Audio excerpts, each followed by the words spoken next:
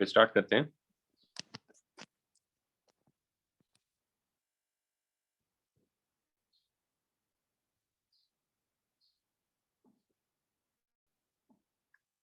Screen सबको दिख रहा है? Yes sir. ओके, तो हम लोग डायनामिक्स कर रहे हैं, फ्लूइड का फ्लो का डिस्कशन चल रहा था, लेकिन उससे पहले before we continue with that, let me just quickly cover one thing related to buoyant force. Couple of things. One is that if you consider a case like this,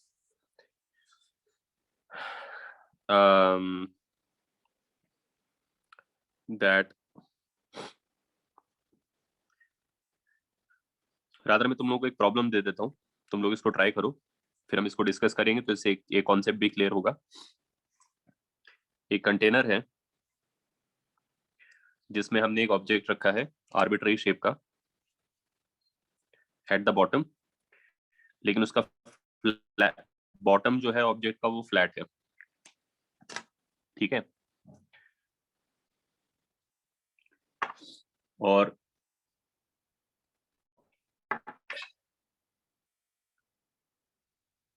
density of water जो है इस problem के लिए वो 1000 है KG per metre cube. Density of object जो है वो 500 केजी पर मीटर क्यूब है, so it is half as dense as the liquid. और जो ऑब्जेक्ट का बॉटम एरिया है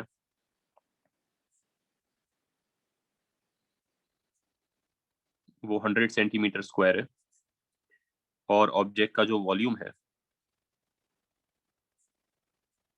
वो 0.5 मीटर क्यूब है, ठीक है।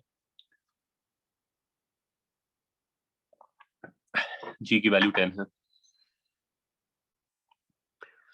तो और साथ में क्या किया है कि bottom of the object is glued to the container, क्योंकि ये लेस डेंस देन वाटर है, ओनली हाफ एज डेंस है। तो इसीलिए इसको ग्लू करना पड़ा है नीचे, नहीं तो फिर ये फ्लोट करके ऊपर चला जाएगा, ठीक है। और ग्लू का जो स्ट्रेंथ है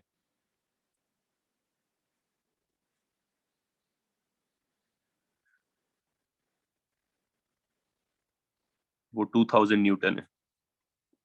मतलब अगर ग्लू को, अगर इस ऑब्जेक्ट पे नेट अपवर्ड 2000 से ज्यादा फोर्स लगेगा तो ग्लू जो है उसको पकड़ नहीं पाएगा और फिर निकल जाएगा और ये ऊपर चला जाएगा। तो ग्लू जो है मैक्सिमम 2000 का ही डाउनवर्ड फोर्स प्रोवाइड कर सकता है, राइट। क्वेश्चन ये है to what maximum height can water be field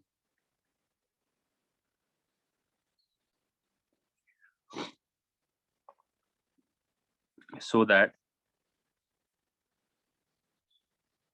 the object is not torn away from the bottom। Container में मैक्सिमम कितना हाइट तक पानी फिल कर सकते हैं कि ये ऑब्जेक्ट जो है उधर चिपका रहे और निकल के बाहर नहीं आ जाए, ठीक है। तुम लोग ट्राई करो इसको।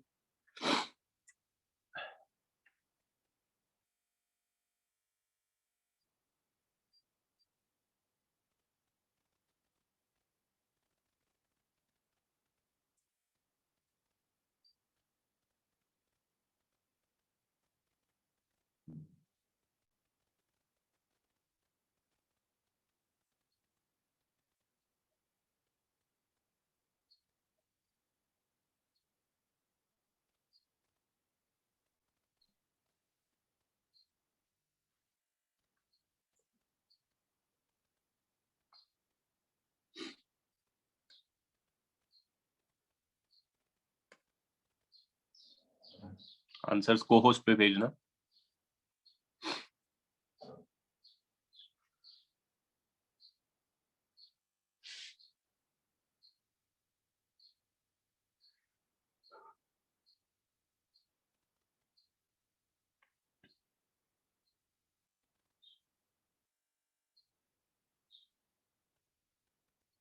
नहीं, पिनाक गलत है।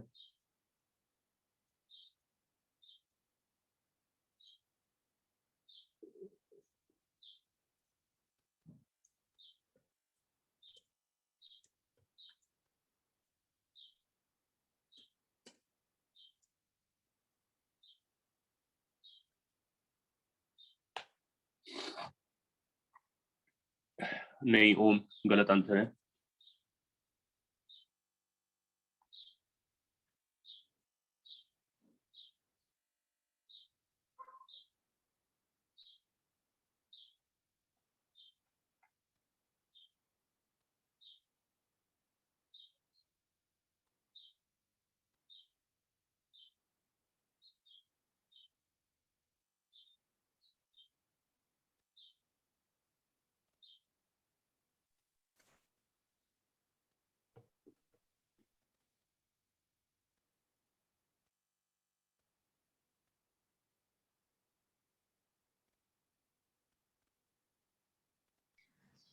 तो holding strength of glue per unit area है. नहीं, टोटल.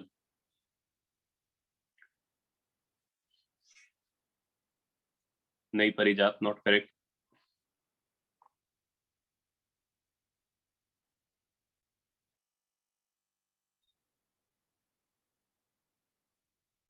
स्नेह, not correct.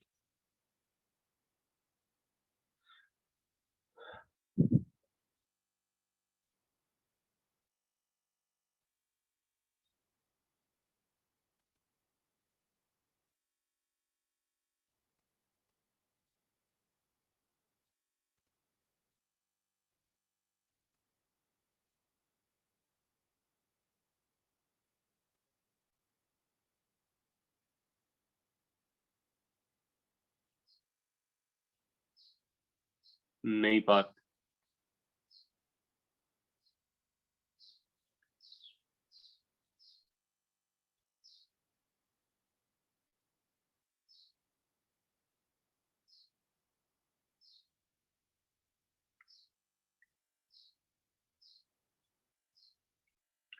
Pranav correct answer है.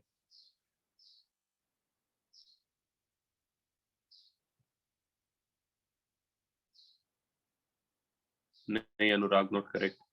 चिन्मय, not correct. Ivan, not correct.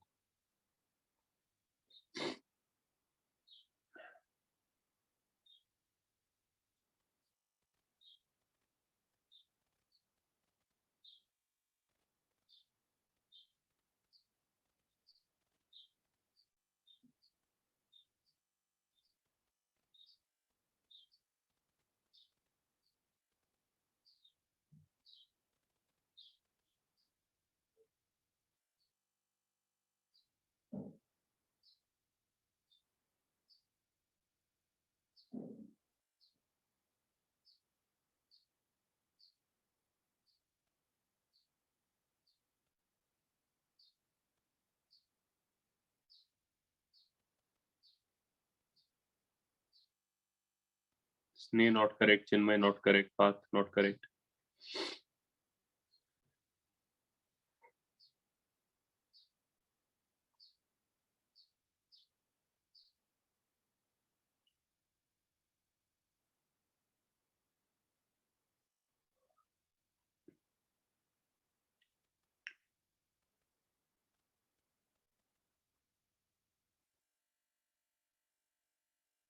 Anvay, not correct.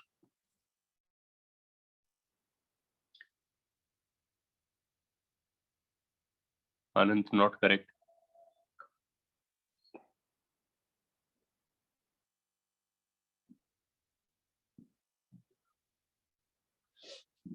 Harshit, not correct.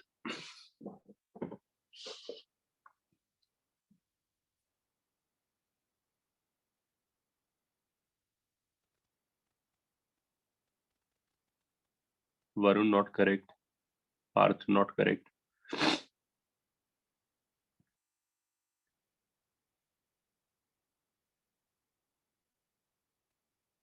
Devyani correct answer है. Miraj, not correct.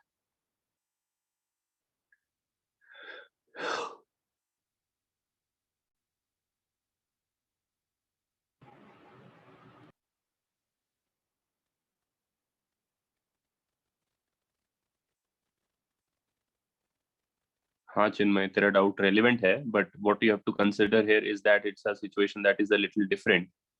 एकांश नहीं, करेक्ट नहीं है. Then your usual situation in which you write the buoyant force. This situation is different from that situation. So let me give you guys a hint. Buoyant force जो होता है वो depth पे dependent नहीं होता है. तो ideally speaking it should not matter, क्योंकि उसकी वैल्यू रो वी जी होती है. एक बार ऑब्जेक्ट पूरा पानी में सबमर्ज्ड है तो उसका पूरा वॉल्यूम सबमर्ज्ड है, तो फिर वो ऑब्जेक्ट 10 मीटर्स है या 100 मीटर्स डेप्थ पर है, बॉयंट फोर्स के लिए रेलिवेंट नहीं होता है, राइट, एज लॉन्ग एज पानी का डेंसिटी सेम है हर जगह. लेकिन ये वो सिचुएशन नहीं है, and that is what you have to realize here. You can't write the buoyant force in total as rho vg here for a specific reason, which I guess you can understand. So you'll have to do it indirectly, somehow figure out the force by the water on the object.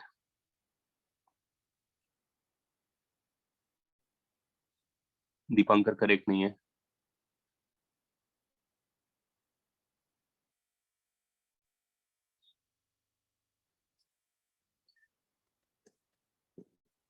Sir 2 minute दो। क्या बोल रहे हो? Sir थोड़ा time दो।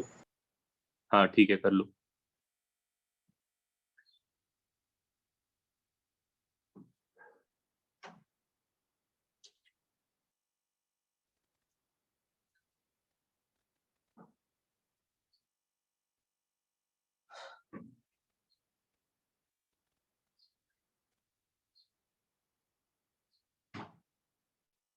तुम लोग करो, मैं 1 मिनट में।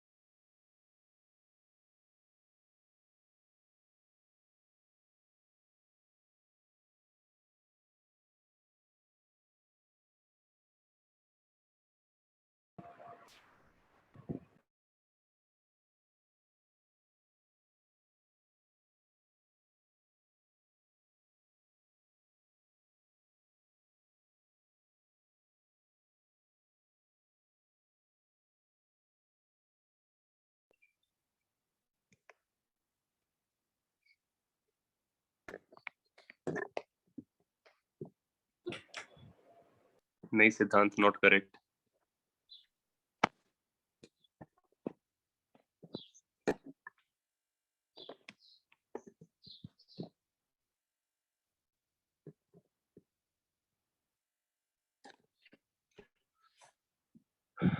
किसी और का आंसर है?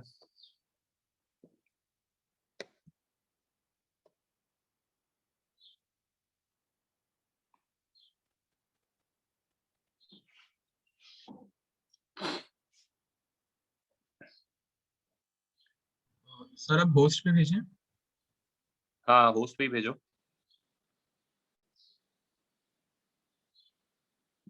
हर्षित करेक्ट आंसर है, श्रिया करेक्ट नहीं है।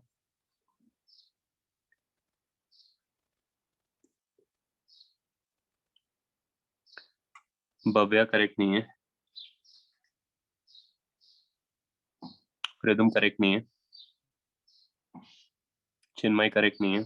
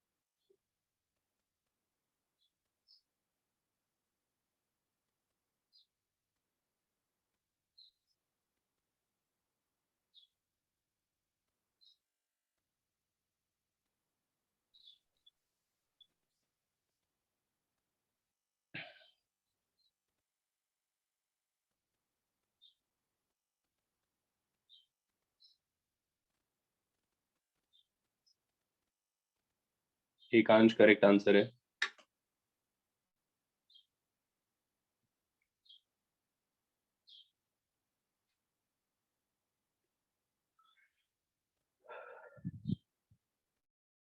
क्षितिज करेक्ट नहीं है।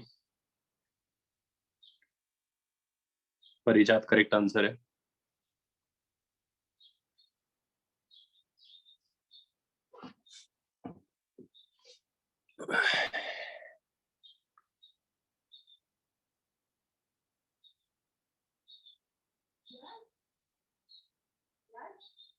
आइवन करेक्ट नहीं है।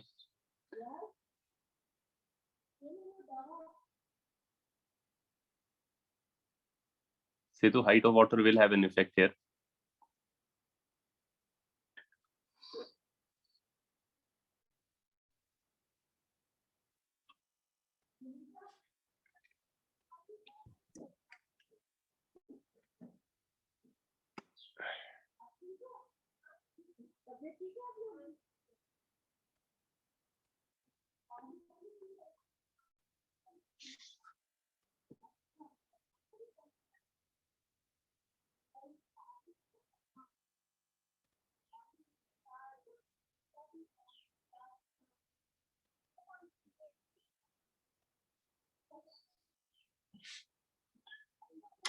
नहीं, अनवय करेक्ट नहीं है।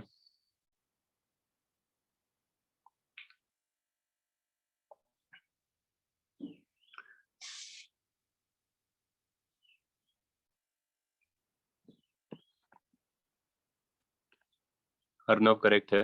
A50 अर्नव। मैं सॉल्व करता हूं, चलो।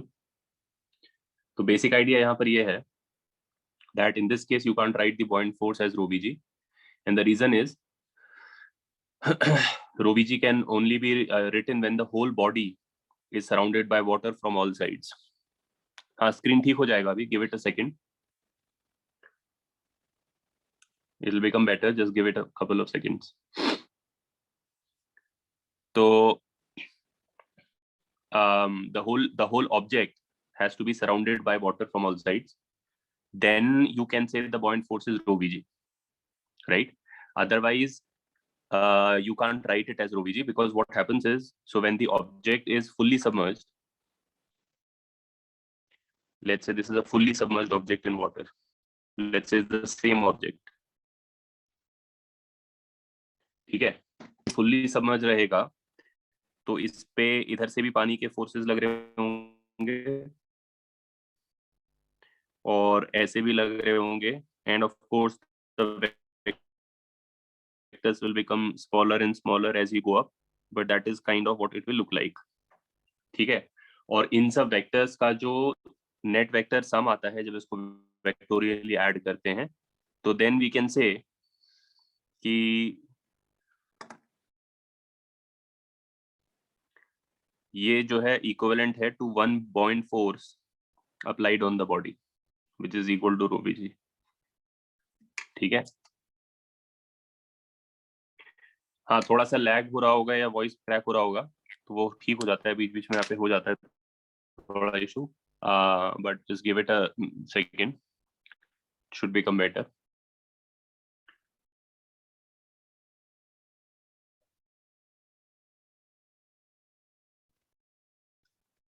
So then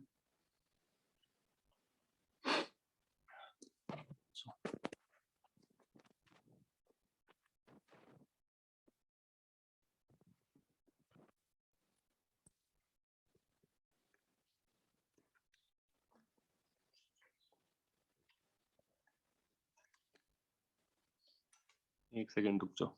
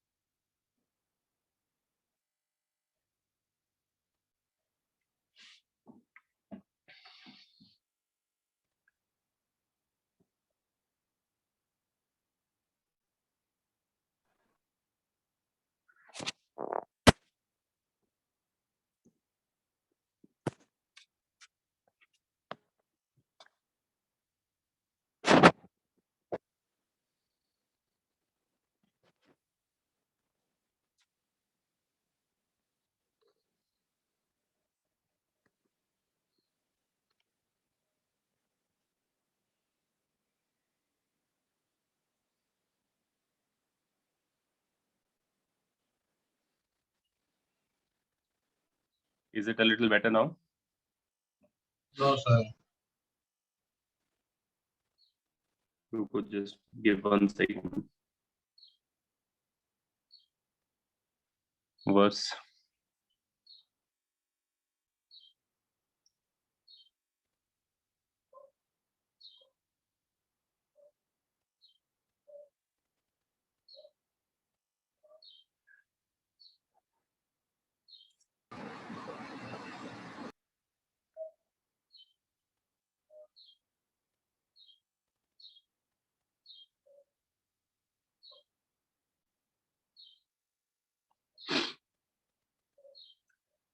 हाँ पिना, करेक्ट आंसर है सर।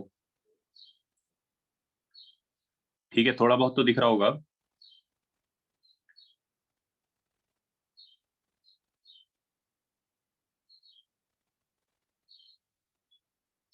ठीक है, तो मैं ये एक्सप्लेन कर रहा हूँ कि ये ऑब्जेक्ट जो है यदि कंप्लीटली सराउंडेड बाय वाटर है तो उस केस में जो सारे तरफ से फोर्सेस लग रहे होते हैं उनका वेक्टर सम मिला के हम बोलते हैं buoyant force, which is equal to rho VG, right.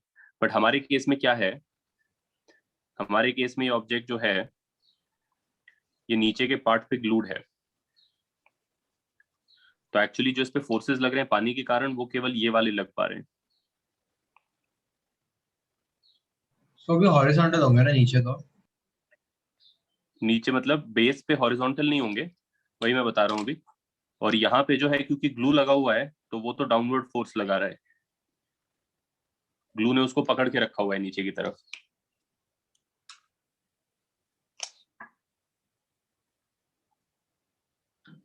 Right. तो भी जो बाकी फोर्सेस हैं जो इसको सब तरफ से लग रहे हैं उनका वेक्टर सम ऊपर ही है। मतलब एक्चुअली जो इस पे बॉइंट फोर्स लगता वो इतना ज्यादा फोर्स होता कि even when it is missing that factor पीछे से, तो भी the rest of the forces are significantly big that they would have taken it up, and so the glue has to provide a downward force to still keep it right there. What you have to understand from this problem and in general is that अगर मान लो मैंने इसको glue नहीं किया होता नीचे से, ठीक है, मान लो तुम एक कंटेनर में एक डब्बा डाल दो, मान लो मेटेलिक ऑब्जेक्ट है, एक क्यूब है मेटल का, so since it's a metallic cube it will not float, it will simply go to the bottom and sit at the bottom, right। क्या इस पे मैं फोर्स रो बीजी लिख सकता हूं, इसको कोई ग्लू नहीं है।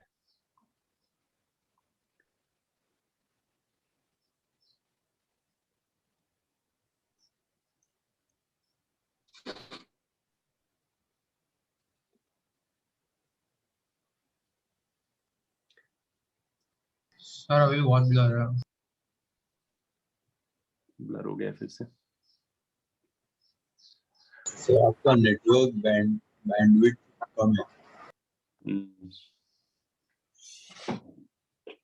सर, ऐसा लिखा रहा है।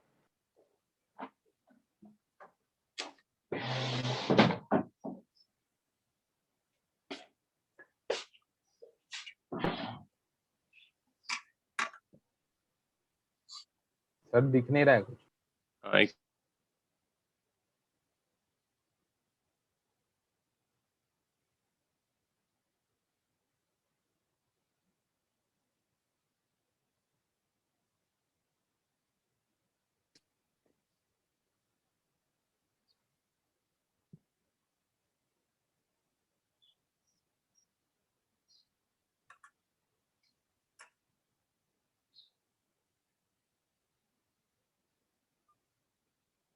अभी कुछ बेटर है। हाँ सर।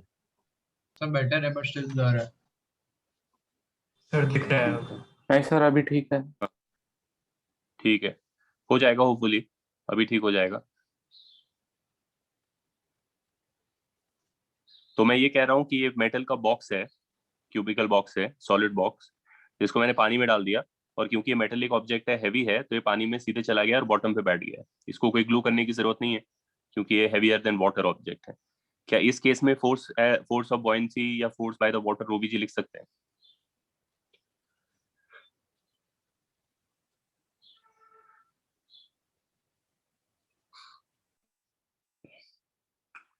इस केस में हम फोर्स ऑफ बॉयंसी रो जी लिख सकते हैं, और उसका कारण ये होता है कि कोई भी ऑब्जेक्ट जो तुमने रखा है इस तरीके से, उसमें अगर तुम नीचे जो उसका कांटेक्ट है उसको सुपर जूम करके देखोगे, तो you will find that the bottom of the container doesn't actually make proper contact with the surface of the bottom of the cube, or the object doesn't make complete contact with the bottom of the container.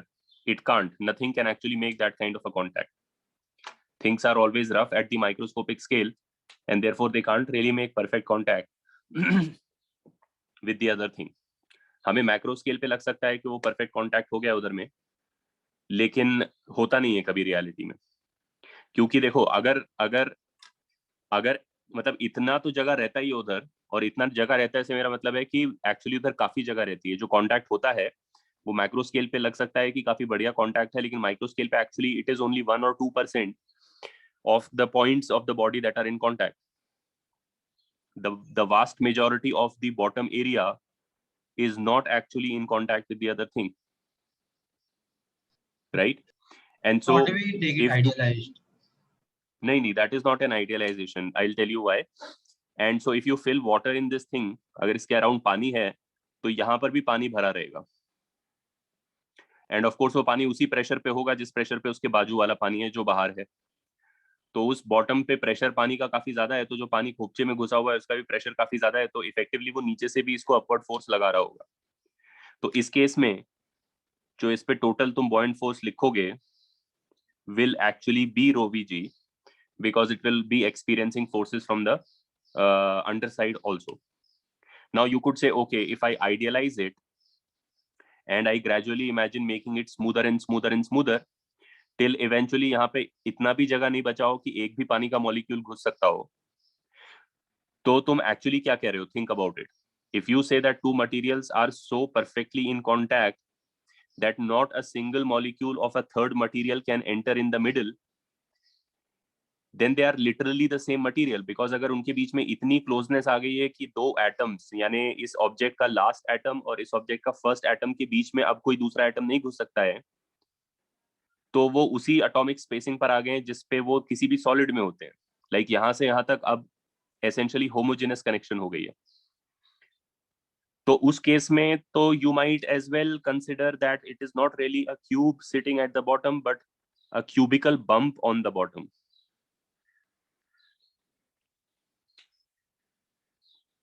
हाँ Setu, correct answer है तेरा। Do you guys understand what I am saying here? Yes, sir. So if it makes that perfect a contact that nothing can get in that space, then it makes no sense to treat it like an object sitting on the bottom of the container. You might as well think that the container is shaped that way, that there is just a cubical bump at the bottom of the container. Then of course there is no buoyant force on this object because it is not separate. Like where could the water be pushing it upwards? Side से पानी ऐसा धक्का मार रहा है, इधर से पानी ऐसा धक्का मार रहा है, ऊपर से नीचे धक्का मार रहा है, तो इस पे अपवर्ड फोर्स तो आ ही नहीं सकती। करेक्ट? तो जब भी तुम्हें प्रॉब्लम दिया जाएगा कोई सा जिसमें ऑब्जेक्ट है और सिंपली उसको डाल दिया है, तो you have to basically consider कि बॉटम पे ऐसा ही कांटेक्ट है। ठीक है, मतलब हमें जो है यहाँ पर ऐसे नहीं मानना होता है कि, क्योंकि तुम कह सकते हो कि why not idealise and simply assume that it is so smooth that there is no sort of space there, but that idealisation is actually taking you too far from reality, because it is actually breaking the whole story of the problem. You just said that you threw the cube into the water and it went straight to the bottom and bonded with the bottom. That makes no sense, right? Like it just seamlessly became a part of the container. I mean, वो अलग बात है कि तुम imagine कर सकते हो कि वो पॉसिबिलिटी अराइज करती है, लेकिन उसी प्रॉब्लम जिसमें तुमने अभी उसको डाला है, उसी प्रॉब्लम में later part of the problem में the cube is now bonded, chemically bonded sort of to the bottom of the container, then that changes the narrative of the problem, right? So it is too much of an idealization. It breaks the story of the problem. Therefore, when you are given a problem like this in which an object is simply placed, it is an external object, it is not part of the container, it is simply there, then you have to treat it like this and you have to say buoyant force is rho bg. On the other hand, in our problem, जो वो नीचे gap होते हैं, इसमें भी नीचे gap होंगे। Flat होने से मतलब ये नहीं है कि वो परफेक्टली फ्लैट है, वो भी ऐसा ही होगा नीचे से। लेकिन ये जो खोपचा है जिधर पानी घुस सकता था उधर अब तुमने ग्लू घुसा दिया है, राइट? तो पानी उधर एंटर नहीं कर सकता है. तो as far as the water around the body is concerned, effectively this is a part of the container. The glue is not the water, right? So the glue is kind of making it a part of the container. You can very well imagine that the glue is a bonding, chemical bonding between the object and the container. But of course, its strength is limited, unlike the actual chemical bonding of the body, which we are assuming is infinite. तुम ये भी कह सकते हो कि भाई ये body खुद के साथ chemically bonded है या atomically bonded है, तो why doesn't the upper half of the body take off? Like वो भी तो atomic bonding break हो सकती है, राइट? तो बस हम यही कह रहे हैं, हम डिफरेंट स्ट्रेंथ्स यहाँ पे कंसिडर करते हैं बॉन्डिंग की, कि विद इन बॉडी जो उसकी बॉन्डिंग है वो इतनी स्ट्रांग है कि वो बॉइंट फोर्स के डिफरेंशियल उससे जो है निकल नहीं जाएगा, तभी हम कह रहे हैं रिजिड बॉडी है. ग्लू को हम विजुअलाइज कर रहे हैं as a bonding between the body and the container, therefore water can not get in that space. But of course, that bonding is weaker than the bonding of the body to itself, or the bonding of a container to itself, or the bonding of any solid body to itself. So it has a limit on it, which is this value. So what is really happening in our problem is कि अगर ये सारे orange vectors का sum, जो कि rho vg नहीं है by the way, exceeds, and not just that, इसका weight भी है नीचे, वो भी लेना पड़ेगा, तो weight help करेगा glue को. तो glue और weight, हाँ even correct answer है, weight of the body and the glue will have to sort of fight these forces, and if they can't, the glue will sort of break and you will go up. Make sense? तो अब question ये arise होता है कि ये जो orange vectors लग रहे हैं इनका नेट फोर्स कैसे फाइंड किया जाए. तो उसके लिए क्या करेंगे, मैं बोलता हूं कि यहां पे लिख देता हूं, resultant of these orange vectors, इसको बोल देते हैं एफ, लेट्स से, ठीक है. और ग्लू का जो फोर्स है उसको बोल देते हैं F G, F glue.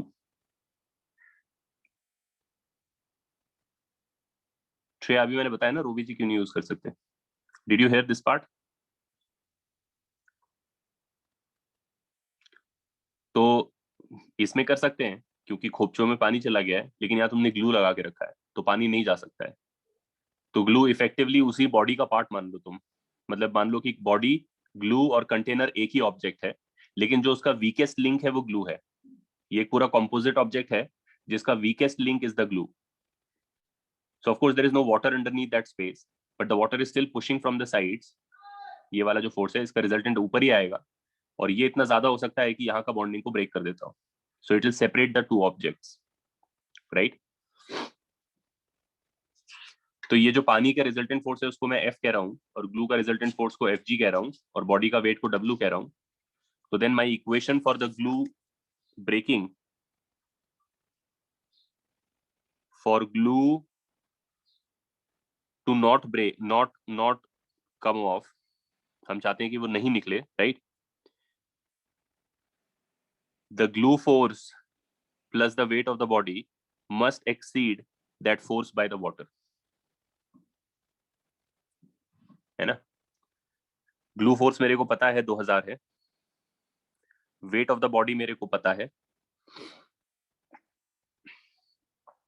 Body का डेंसिटी पता है, बॉडी का वॉल्यूम पता है, जी का वैल्यू पता है. ये वैल्यू अगर मैं निकाल लूं in terms of the height of the water, and this will of course depend on the height of the water. Buoyant force doesn't depend on the height of the water.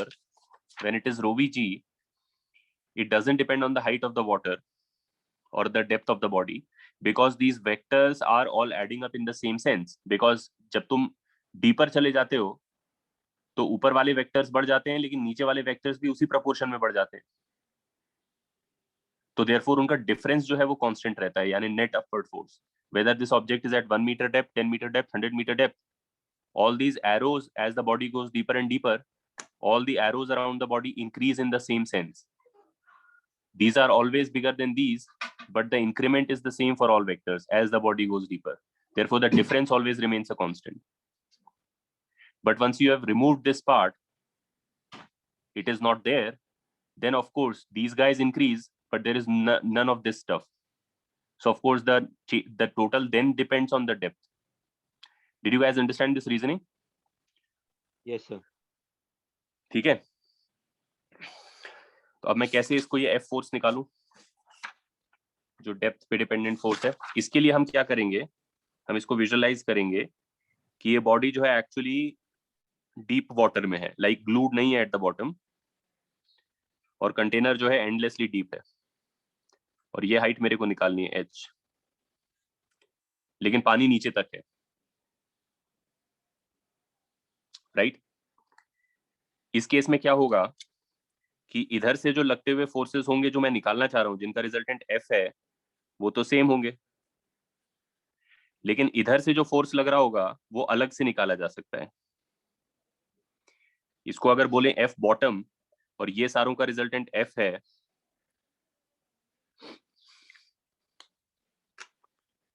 तो इन दोनों का resultant का value कितना है?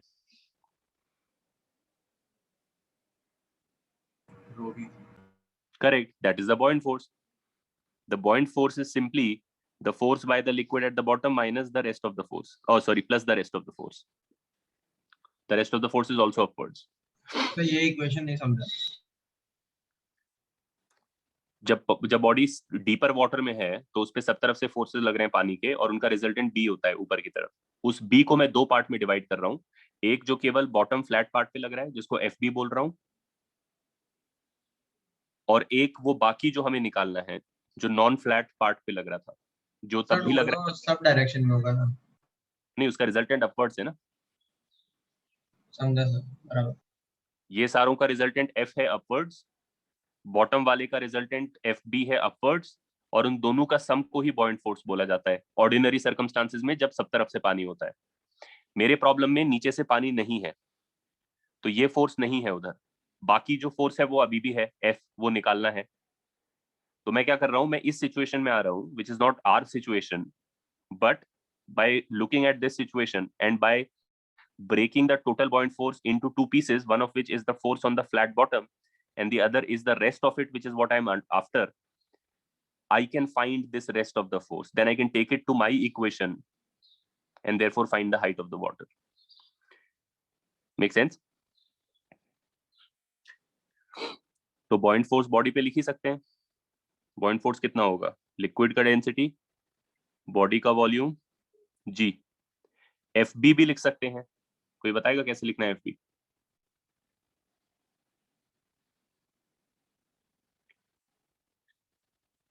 Correct, the pressure at this depth into the entire area of the bottom, and the pressure as at this depth is a function of height.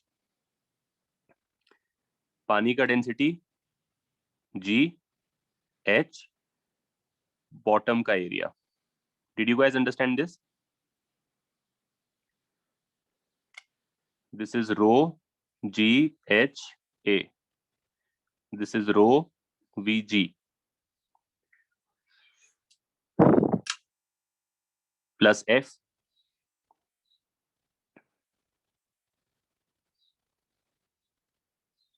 तो F की value क्या आ गई?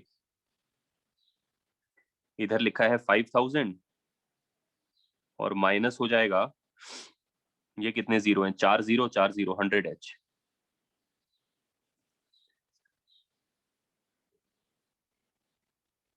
ठीक है, और ये वैल्यू अब मैं डालूंगा इसको इधर। सर बट आपने तो अभी बोला कि फोर्थ बॉटम तो है नहीं इस केस में। नहीं है, फोर्स बॉटम नहीं है मेरे प्रॉब्लम में। मेरे प्रॉब्लम में इनफैक्ट वहां पे ग्लू लगा हुआ है जो एक डाउनवर्ड फोर्स है, लेकिन जो बाकी फोर्स है पानी का वो तो उधर भी है और इस प्रॉब्लम में भी है।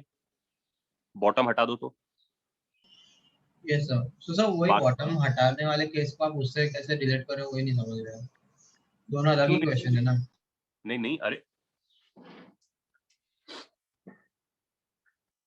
अगर कोई दूसरा मैं सिचुएशन ले रहा हूं जिसमें मैं ये आर्ग्यू कर सकता हूं कि इसमें कोई चीज उस प्रॉब्लम से सेम है, may be not all of the thing is the same, then can I not find the value of the thing which is the same? You can't, or will you always object that it is just a different case and I can't compare? अगर मैं ये convince कर सकता हूँ, अगर मैं reason दे सकता हूँ कि मैं एक चलो let me pick up a separate issue, let me pick up a separate problem which is not the problem we are solving, but if I manage to prove that some property in the new problem has the same value as the property in the old problem, then what is the harm in finding the value of that property from the new problem, even if this is not the problem we are solving? So वो तो समझा, but it's like this equation b equal to fb plus f is like a second equation, but उसमें fb तो अपने question के लिए exist ही नहीं कर रहा है ना. फिर वही तो मैं बोल रहा हूँ. तो क्या मैं जो बोल रहा हूँ वो समझ. मैं ये कह रहा हूँ कि अगर ये ऑब्जेक्ट वही शेप, वही साइज, वही प्रॉपर्टीज का है, और ये इस प्रॉब्लम में जिसमें नीचे पानी है उसमें जो है इसका बॉटम का डेप्थ फ्रॉम द सरफेस वही है जो उस प्रॉब्लम में है, तो क्या ये सारे vectors, leave these aside, identical नहीं है as from that problem? It is. They are. Then if I find the total of these vectors from this problem, then can I not take that value to that problem? You can. But that's all I'm doing. What I'm doing is, by saying that there is more water underneath, I can say the total force by the water is a buoyant force, which is a known quantity. And the force by the water on the bottom only can be found easily because it's a flat bottom at a fixed height. समझ गया sir अभी. ठीक है? Yes sir. तो अब मैं f को 1 में सब्स्टिट्यूट कर दूंगा. f जो है मेरा 5000 माइनस 100 है, जो उसको वहां डाल दो, तो तुम्हारे पास आ जाएगा 2000 प्लस इधर कितना था 2500 less than equals to 5000 minus 100h. तो therefore h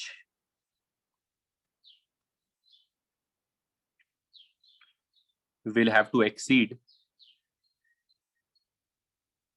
5 for the glue to come off.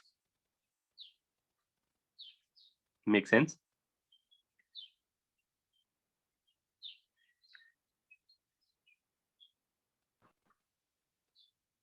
हाँ तेजस, वो करेक्ट तू बोल रहा है.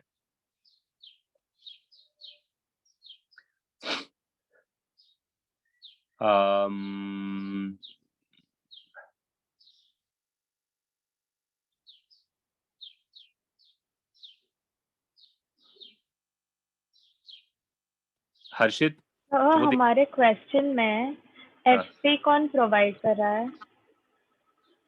हमारे क्वेश्चन में एफबी कोई नहीं प्रोवाइड कर रहा है. Then why did we substitute this? Because f is the same. We are just finding the value of f from this separate problem. If you agree that in the problem which we are trying to solve, where there is the glue at the bottom, then the arrangement of these vectors is identical. If it is the same height, same thing. Yes. Then sir. in this problem also, the arrangement of these vectors is identical. These, leave these aside. The rest of them are still the same as from the old problem. So if I can find their vector sum from this problem, then I can substitute in that problem. Got it, sir. Thank you. ठीक है. हर्षित, जो तू doubt पूछ रहा है, FB or F acting in opposite direction. FB is acting in the upper direction, but F is not acting in the downward direction. These arrows are bigger, and so the overall direction of F will still be in the upward direction. ठीक है. Sir, I had a fairly different method of solving this problem. Sir, I took the weight of the water above the block and I used that with buoyancy. So the buoyancy is acting upwards, and and that I equated to the force, the mg, the glue force, and the weight of the water directly above the object. But how and from there how did you find the weight of the water directly above the body? Yeah, so for that I considered the area of the object into h into density of water into g. No, area of the object is what? The bottom 100 centimeter, the bottom area. Yes, sir, that I That's used. not. I mean, in general, that will not be also. If this is this is the area of the bottom and the body is like this. Yes, yes. Then the sir. weight of the water above it is a different column, right? Yes, sir. but I got the right answer, so I thought there must be something off here. I ठीक है, understood, sir. हो सकता है, maybe there is a way to say कि वो equation वही equation बन रहा होगा in some sense. I'll think about it. No, sir, I understood. I got it, sir. हाँ, तो देख ले उसको, probably वो यही, अगर correct answer तुम्हारा आ रहा है तो it must be that in some sense some property which is not being accounted for is getting cancelled, so that ultimately you are forming the same equation. अच्छा, तो सिद्धांत और तेजस कोई पूछ रहा था कि why are we getting a lower limit on h? ठीक है, तो that is because ideally we should be getting h less than something, right? For the glue to not come off की condition लिखी है हमने. ये देख लेंगे हम बाद में. भव्या, तू एक डाउट पूछ रहा है, why don't we consider the normal force? What you have to understand is forces do not arise simply because the bodies are in a normal force doesn't, if I keep these two pens together, just because they are in physical contact, does that mean that there is a normal force between them? No, unless there is a reason for them to press into each other, only then will the normal arise. And the harder they press into each other, the bigger the normal will get. Normally जब तुम्हारा कोई object पानी में रखा होता है container के bottom पे, अगर वो heavier than water है तो it has a tendency to go down, so the container is stopping it. That's why it's pressing into the container. This object is lighter than water. Without the glue, it has a tendency to go up. It is the glue that is holding it there. If you require glue to keep it there, how can this object also be pressing on the bottom? Understood, sir. Right? It is in fact trying to run away from the bottom. So you need strings of glue which have tension in them to keep it from going up. Right? Things which are lighter will tend to go up, things that are heavier will tend to go down, and the things that tend to go down will press on any bottom and therefore have a normal, right? So I hope सबको question समझ में आ गया होगा. ये देख लेना.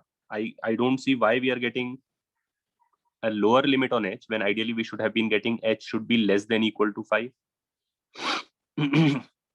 Because equation हमने लिखा है for the glue to not come off, right? Partha, तू क्या पूछ रहा है? Glue is pulling the container up and the water weight is pushing container down. So why are we not considering that equation? We are not, because we are not interested in the equilibrium of the container. We are writing forces on the body, not on the container. On the body, the glue force is downwards. On the container, the glue force is upwards. But we are not interested in writing the equation for the container, right? So can you explain again why F net is acting upwards? You mean this F? Yes, sir. The resultant of all those arrows. It will act upwards because in general, if you take some object like a sphere, let's say तुमने कोई sphere लिया और वो पानी में डाल दिया है, तो उसमें जो forces लग रहे होंगे वो क्योंकि vectorially यहाँ पे छोटा होगा, फिर बड़ा होता जाएगा ऐसे करके. तो eventually it turns out that you don't need to go all the way down to the bottom to get an upward force. I mean, beyond a certain fraction of the body, you will start getting an upward force. Because the vectors increase quite rapidly, right? Okay, sir. तो ये जो बाकी vectors हैं, सिर्फ तुम ऊपर वालों को देख के नहीं influence हो सकते हो कि नीचे downward force होगा. इधर से जो लग रहे हैं, उनके कारण भी ऊपर आता होगा force, और वो dominate करेंगे because they are bigger, right? Okay, so can we comment that this would happen for any general body? हाँ, of course. The only thing is you have to figure out कि जो तुम्हारा FB है, I mean, of course, it can't be a body which has no surface which is exposed to the, like, if I put a cone which is lighter than water and then glue it to the bottom, then either there would have been force on the bottom or on the sides. But in this case, the force on the sides is totally downwards. Okay, so whether their F net would also be downwards. You could make a case that the cylinder is the limiting scenario, and anything that has walls that will curve this way will end up having a force on the wall which will be upwards, and any body that is within the cylinder has walls curving that way will have a force on the walls pointing downwards. Our object has an area at the bottom, but there are parts of it like this, so it's sticking out bigger than the area at the bottom. So there are places in which the water can push it up. Understood, sir. Thank you. Okay, all right. So ये बस एक चीज मुझे बताना था कि इसमें main जो चीज था डिस्कस करने के लिए वो ये था that the buoyant force when to sort of take the buoyant force as rho vg, and so what is the exception to that scenario? The exception is that the body is at the bottom or whatever. इसका एक और exceptional scenario ये भी हो सकता है कि जो ऑब्जेक्ट है, मान लो वो कंटेनर, जैसे ये भी एक प्रॉब्लम तुम देख सकते हो, लेटर आएगा कभी ना कभी या बुकलेट में होगा, कि जो ऑब्जेक्ट है वो मान लो कंटेनर है, कंटेनर का बॉटम है, बॉटम पे होल किया हुआ है और एक स्फीयर ले लिया है जो होल से बड़ा है, तो वो होल पे बैठ गया है होल को बंद करके, part of it is sticking out of the bottom, right? There is a hole on the bottom of the container and we take a heavy sphere and we just put it there so it just settles on the thing and locks the bottom so that the water doesn't leak out. So a part of the sphere is actually outside the liquid. In this case also, you can't write the buoyant force as rho vg. Do you guys understand?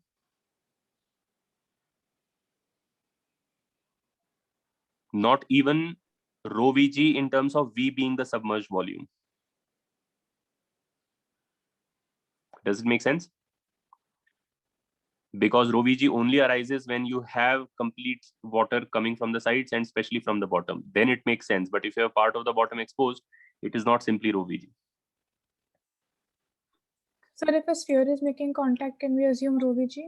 Because it just be a single point. Correct. Sphere making contact with the bottom is perfectly all right to say rho vg. In fact, cube making contact with the bottom is also perfectly all right. If they simply say a cube is an external body and has been placed there, like I told you, when you zoom into it, the cube is probably making contact in 1% of its area. And so you can say rho vg here also. Okay?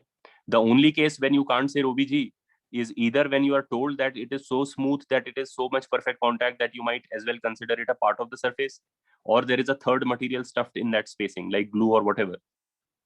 So in either of those cases, water really can't get in and you can't have rho vg, right? So in this case, can we use the weight of the water right above the sphere logic? You can. No, the one over there, the one where the sphere is, yeah, this one.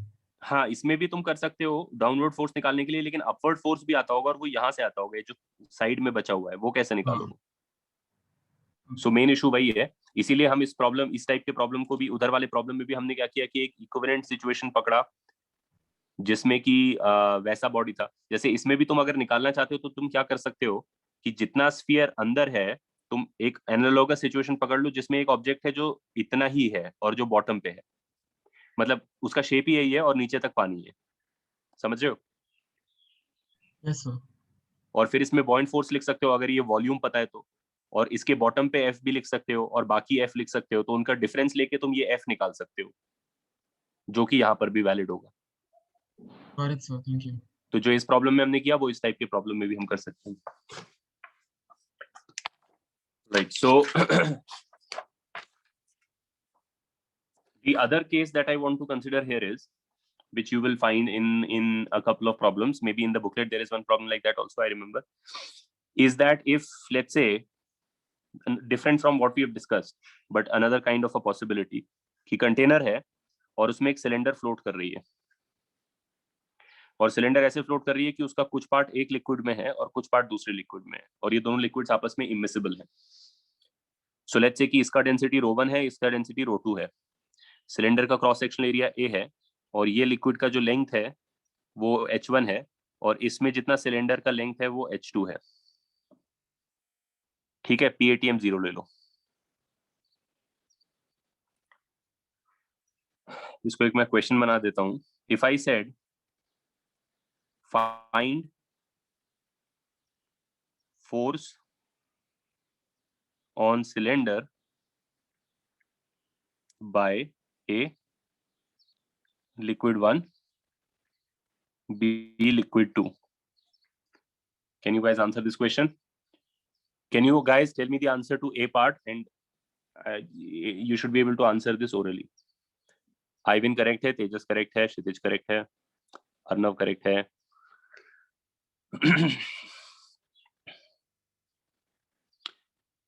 Bhavya correct है, Rhythm, Om, Devyani. Okay, so I guess all of you understand. The answer to the A part is 0.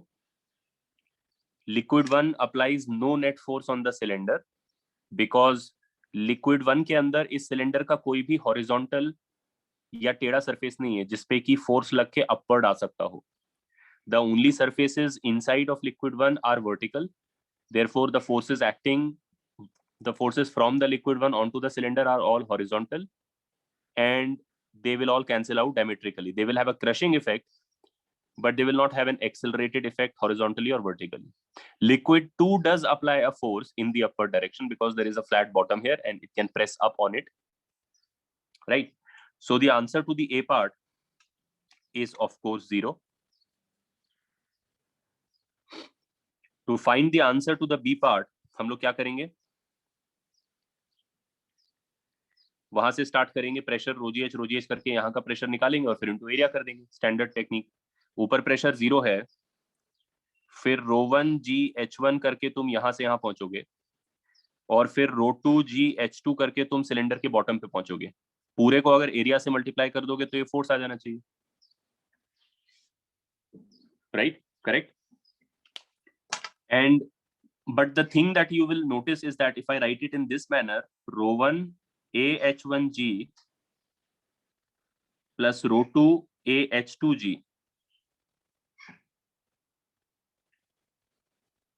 so you can see that it looks like ρ1 V1G plus ρ2 V2G, V1 being the volume of the cylinder in liquid 1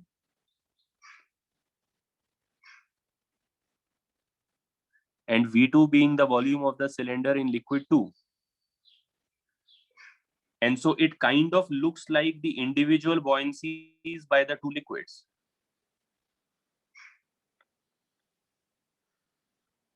So the point is that you can write the force by liquid 2 or the net force simply as buoyancy 1 plus buoyancy 2, while being mindful of the fact that all of it is actually coming only from the liquid 2. None of it is coming from liquid 1. It just happens to look like B1 plus B2. And the reason it happens to look like B1 plus B2, or rather the reason there is a B1 term in it, B2 is expected. The reason there is also a B1 term or an H1 term in it is because the presence of that liquid also increases the pressure here. If this liquid had not been here,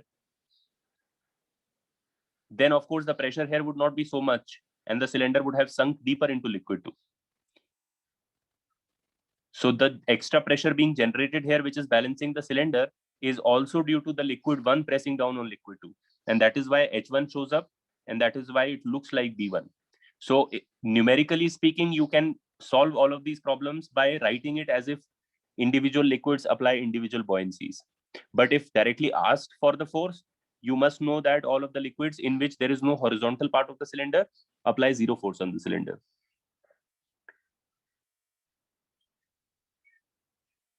No, Arya, it is not cancelling out. Where is rho A H1G cancelling out? With what? You're not understanding what I'm doing here. Sir, I didn't get why you included that actually. Like, because it should be only rho 2 GH2, right? Like, why? No. Then you're not understanding the thing properly. The force by the liquid 1 is 0. Of course, it is 0.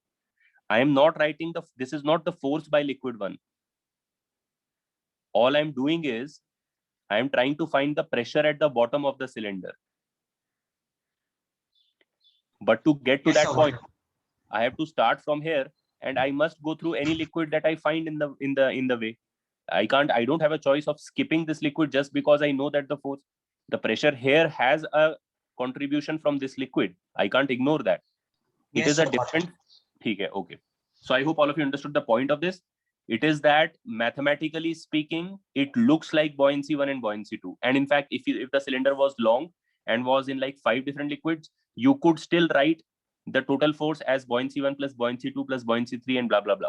It would be correct numerically, but all of it would still only be coming from the bottommost liquid, the liquid in which the bottom surface of the cylinder lies, right? So to write the force, you can shut your eyes and write it as the sum of buoyancies. But if asked as a conceptual question, then you also must know that none of the intermediate liquids apply any force. It is only the last liquid which applies all of that force put together. Setu, नहीं, do not forget our model of the ideal liquid. In our model of the ideal liquid, the particles which make up the liquid are not moving around. There are no collisions occurring. This is not an ideal gas. This is a collection of coffee beans. This is a collection of slightly different looking coffee beans. They are just all sitting at rest. The ideal liquid, the particles in the ideal liquid are not in motion unless the whole thing is moving as a flow, which is separately what we are studying.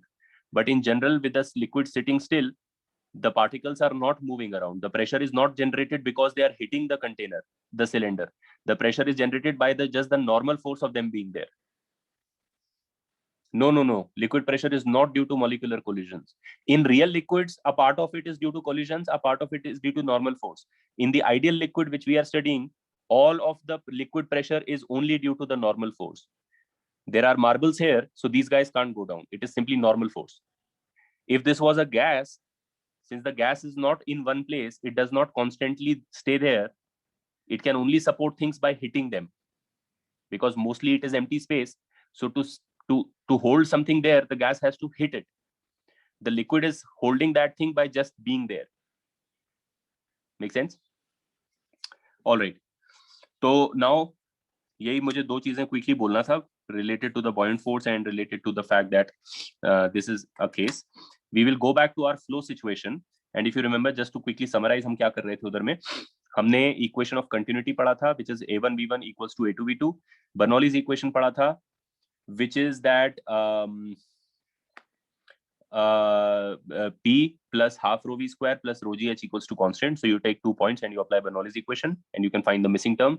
If you remember, we had done the case of a vertical thing जिसमें से liquid निकल रहा है, which is called the velocity of efflux, which under the assumption that the hole is really tiny came out to be equal to root 2 GH.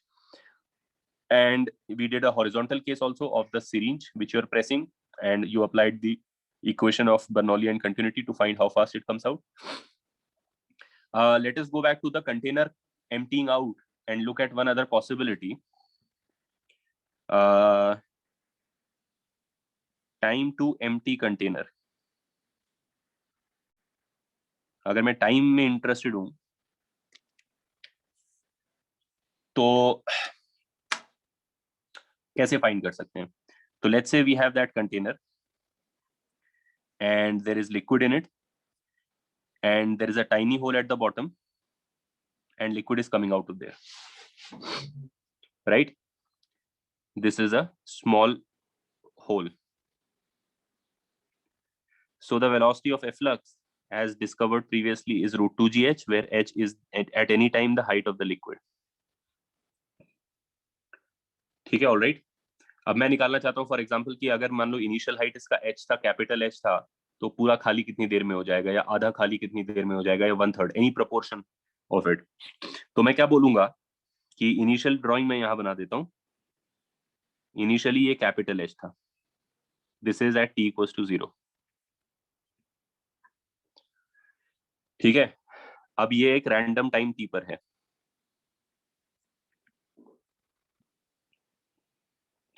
तो हम लोगों ने, although I didn't end up taking that integration through time वाला lecture, but let me just say one thing here, because this is an integration through time.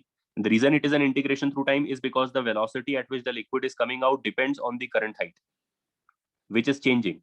So as less and less water remains, the rate at which the water is coming out also slows down.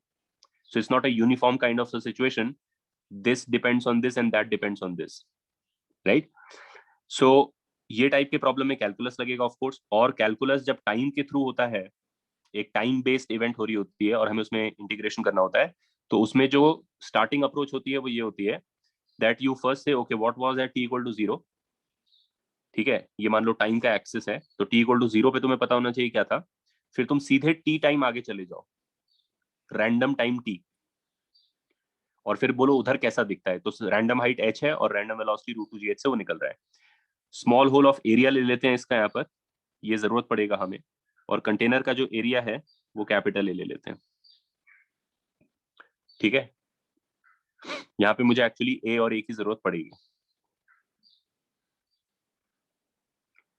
तो मैं क्या कह रहा था कि t = 0 पे तुम्हें पता है सिचुएशन क्या है, फिर तुम सीधे रैंडम टाइम t पे पहुंचो, वो सिचुएशन बना लो, बना लिया है।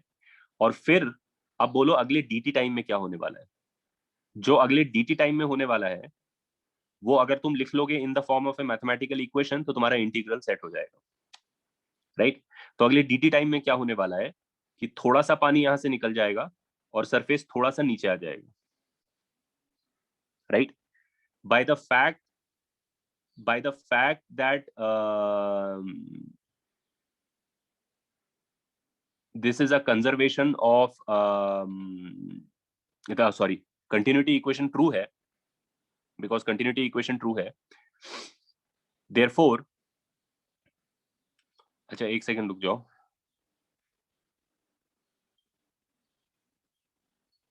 one second guys.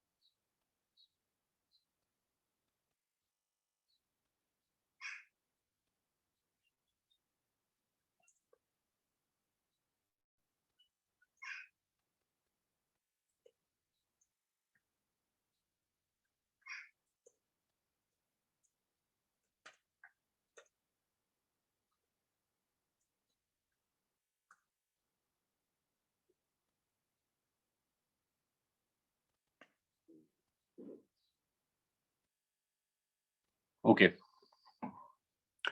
So T time पहुंच गए हैं। टी टाइम का सिचुएशन ऐसा दिखता है। अब dt टाइम में जो होगा वो मेरे को पहले सोचना है कि क्या हो रहा है और फिर उसको मैथमेटिकल इक्वेशन के फॉर्म में लिखना है। तो क्या हो रहा है कि कुछ पानी यहां से निकलेगा और कुछ लेवल नीचे आ जाएगा, और क्योंकि ये हमारा इनकम्प्रेसिबल लिक्विड है, इसमें भी कंटिन्यूटी इक्वेशन वैलिड है, तो जितना पानी यहां से निकलेगा उतना ही पानी का वॉल्यूम ऊपर से गायब हो जाएगा। मतलब अगर मैं बोलूं कि यहां से तो ऐसे सोचो कि in next dt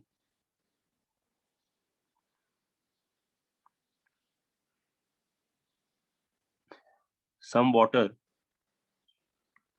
will go out of hole and level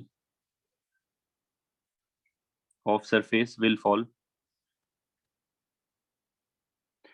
और क्योंकि dt टाइम में सब कुछ d में ही हो सकता है, dt टाइम इतना छोटा इंटरवल होता है कि उसमें सब कुछ इनफाइनाइटेसिमल अमाउंट में ही होता है, तो जो पानी का वॉल्यूम यहाँ से निकलेगा वो भी इनफाइनाइटेसिमल होगा और जो सरफेस का फॉल होगा यहाँ पे वो भी इनफाइनाइटेसिमल होगा।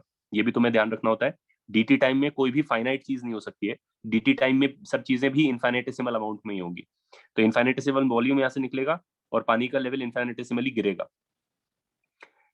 तो हम क्या करेंगे, हम इक्वेट कर देंगे जो पानी बाहर निकला है और जो लेवल ऊपर नीचे से ऊपर गया है वो। इनफैक्ट एक सेंस में तुम ये कह सकते हो कि जो ऊपर लेवल नीचे गया होगा उधर से जो वॉल्यूम खाली हो गया वही यहाँ से बाहर निकल गया है। You might as well imagine कि यहाँ से कुछ नहीं हुआ और वो वॉल्यूम फेंक दिया है बाहर। तो मुझे इक्वेट क्या करना है, मुझे इक्वेट करना है वो वॉल्यूम जो ऊपर से खाली हो गया है। ये DH है और ये A है, और ये वॉल्यूम मैं किससे इक्वेट करूंगा, जो होल में से पानी निकला होगा, जो कि लंबा और पतला सिलेंडर होएगा। Do you guys understand what I'm doing here? जो इस होल में से लंबा और पतला सिलेंडर पानी निकलेगा, जो ऊपर से फ्लैट और फ्लैट और वाइड डिस्क ऑफ पानी गायब होगा, वो दोनों इक्वल वॉल्यूम्स है। I just have to equate the volumes. Harshit, we know the velocity as a function of h, not as this function of h. It is a constant h that is at the beginning. The velocity is known at all times. Whatever is the h at that time, that is the velocity, right? And ये जो मैं लिख रहा हूँ, ये by the way equation of continuity है। जो volume ऊपर से गायब हुआ, वो वॉल्यूम नीचे से निकला है। बर्नौली इक्वेशन नहीं है, क्योंकि वो तो लगा के ही ये वैल्यू आती है। Do you guys follow?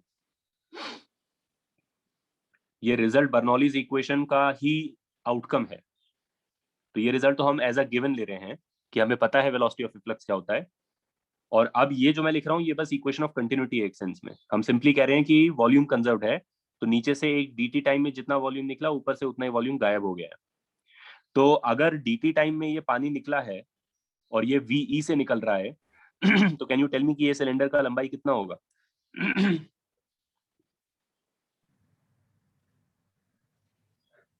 ve, ये जो VE dt. ve, ये होगा ve dt. I Yes, hope all sir. of you understand why. ve although changing है, ve is an ever changing quantity, लेकिन dt टाइम में वो सिग्निफिकेंटली चेंज नहीं हुआ होगा। यही कैलकुलस का मेन आइडिया है कि dt is such a small interval of time that the property that is actually changing is not changing in dt time. So in dt time you can assume it to be a constant. ठीक है? और इसका cross section area तुम्हें पता है a, तो बस ये वॉल्यूम इक्वल टू ये वॉल्यूम करना है, राइट?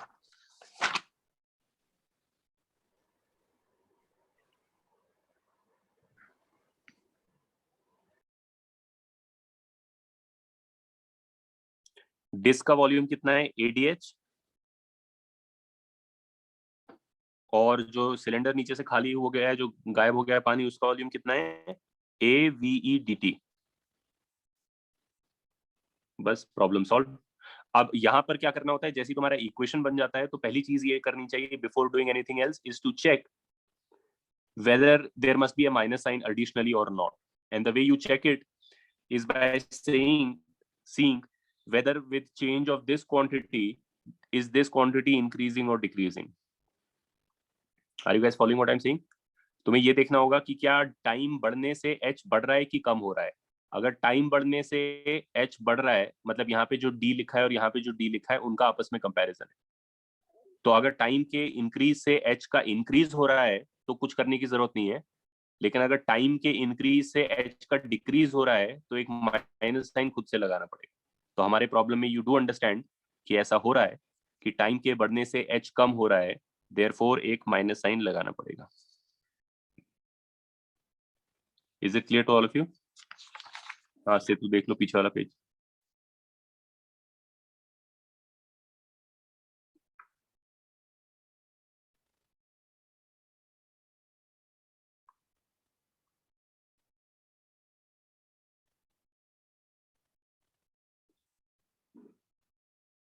ठीक है, बस अब प्रॉब्लम सॉल्व है। ए,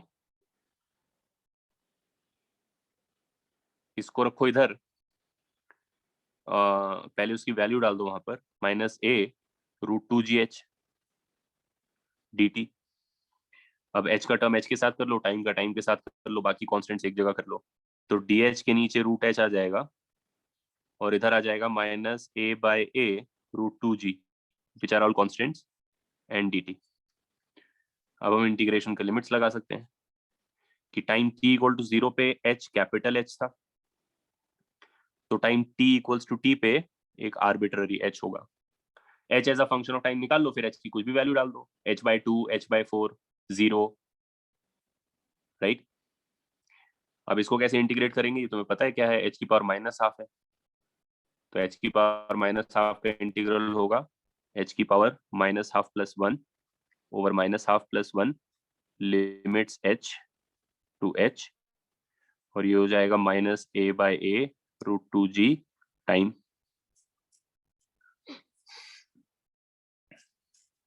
ठीक है,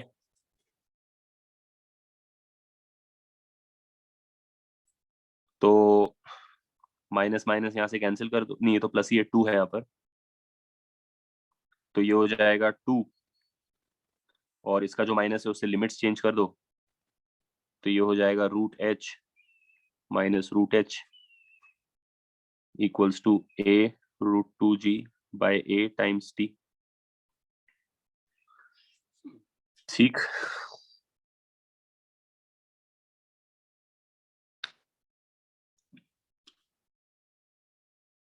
तो देयरफॉर एच की वैल्यू आ गई,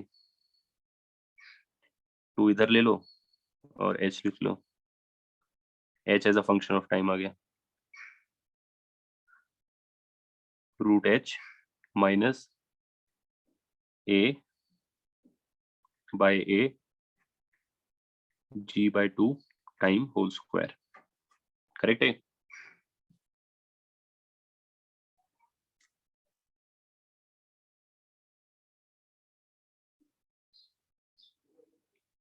तो अब अगर तुमसे कोई बोलेगा कि भाई आधा टैंक खाली करने का है या कुछ भी whatever, then you can put that value, like if you want half the tank to be emptied, you put h by 2 here. H is the remaining height, this is the remaining height at time t.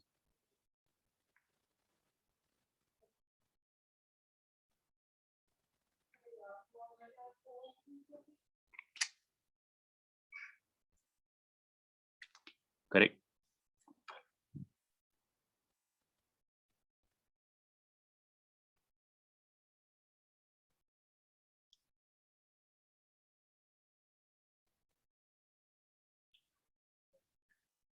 हाँ, of course, whole अगर negligible है तो then we'll get infinite time. नहीं, you don't have to remember this result, but you should at least know how what we really did, and it's not very complicated. It's simply you go at a random time t and you then say dt time में क्या हो गया, ऊपर का खाली equals to नीचे का खाली। ये common enough चीज होती है, और ये इसके वेरिएंट्स आ सकते हैं अलग अलग टाइप के, तो it's not that you need to remember this particular result, but it's good to understand how we got to it, right? तो अब इसमें तुम फुल्ली एम्प्टी करना है तो फिर 0 डाल दो and so on and so fourth, तो तुम्हें आंसर मिल जाएगा इसका। अच्छा, अब एक चीज और है,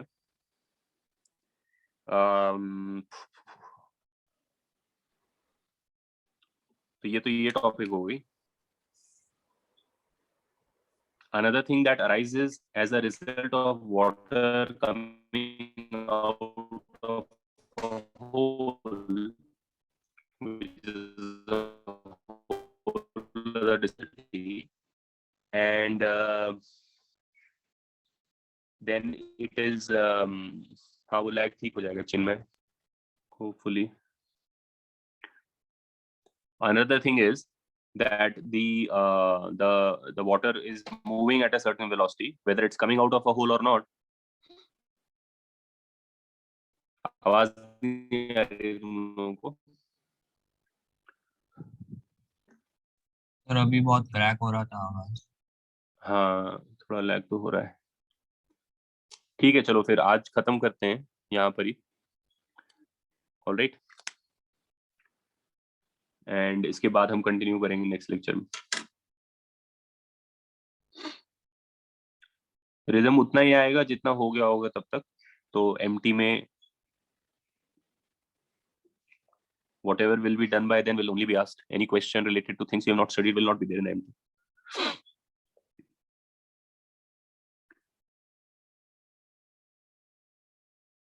देखते हैं सिद्धांत कितना हो जाएगा होपफुली। वैसे विस्कोसिटी, सरफेस टेंशन हमें करना है, ये वाला चीज तो तुम मान लो ऑलमोस्ट खत्म ही है। इसमें एक आध चीज मुझे और बताना है तुम्हें, एक आध चीज बताना है। I think we have to discuss siphon and we have to discuss what is called a pitot tube. So those are both applications of the Bernoulli's equation, and then we will move on to viscosity, and then last we will do surface tension. ठीक है, तो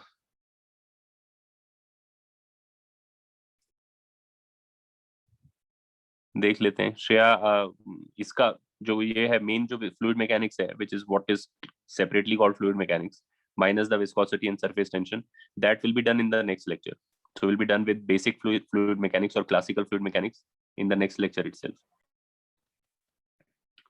ठीक है, फिर उसके बाद हम लोग विस्कोसिटी सरफेस टेंशन करेंगे, उसमें थोड़ा टाइम लगेगा. विस्कोसिटी, हाँ, वेंचुरीमीटर भी इसी में आएगा. वेंचुरीमीटर, पीटो ट्यूब, फ्लो रिलेटेड जो भी डिवाइसेस हैं, वेंचुरीमीटर, पीटो ट्यूब, साइफन, वो सब हम नेक्स्ट लेक्चर में डिस्कस करेंगे. ठीक है, और उसके बाद हम विस्कोसिटी और सरफेस टेंशन करेंगे, जिनमें तुम लगा लो, if you want an estimate, viscosity will take around 2 lectures, maybe 3 lectures. Surface tension will also take 2-3 lectures. So in 6 lectures, that part will also be done.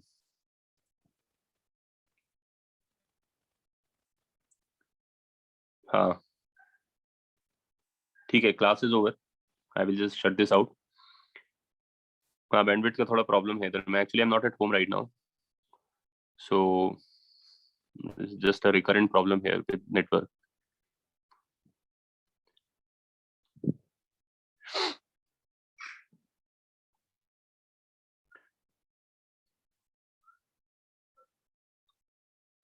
ठीक है, all right guys. Anybody has any question related to today's this thing?